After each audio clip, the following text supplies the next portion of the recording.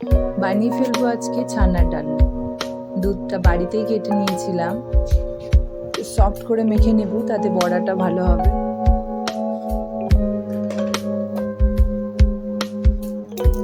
ছানার 4 ভাগের 1 ভাগ মতো সুজি আর বেসন দিয়ে আবার মেখে নেব।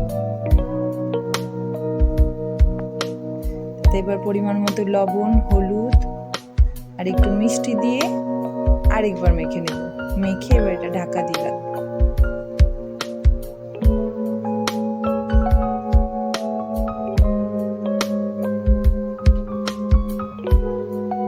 আলুগুলো কেটে নিয়েছি। কড়াইতে তেলও গরম হয়ে গেছে, তাতে লঙ্কা আর গোটা গরম মশলা ফোড়ন দিয়ে এবার যে কাটা আলুগুলো ছেড়ে দেব।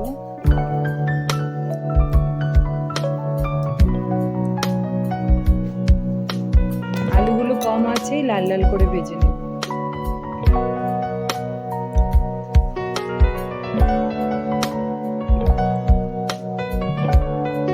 ছানাটাও হয়ে গেছে অনেকক্ষণ, এবার গোল গোল করে বড়া বানিয়ে নিতে হবে।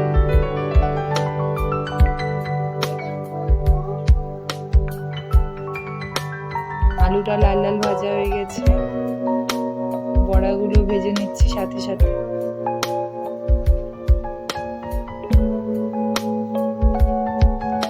আলুতে হলুদ,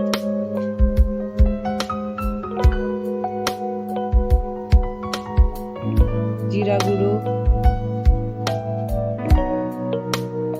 লবণ আর সানরাইজের আলুর দম মশলা, এটা আমি ব্যবহার করি। এটা আমি দিয়ে জল দিয়ে নাড়াচাড়া করে ঢাকা দিয়ে রাখবো।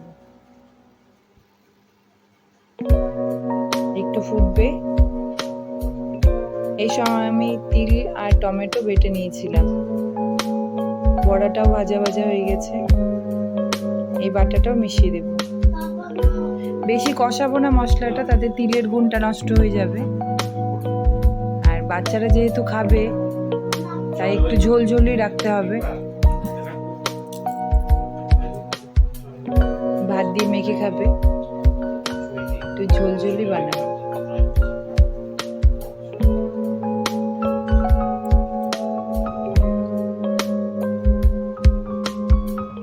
বড়াগুলো ছেটে দিলাম ঝোলে, একটু ফুটে তাতে কসুরি মেথি দিয়ে দেবো, এতে ফ্লেভারটা খুব সুন্দর আসে। ঝোল ঝোল করেই নামাবো।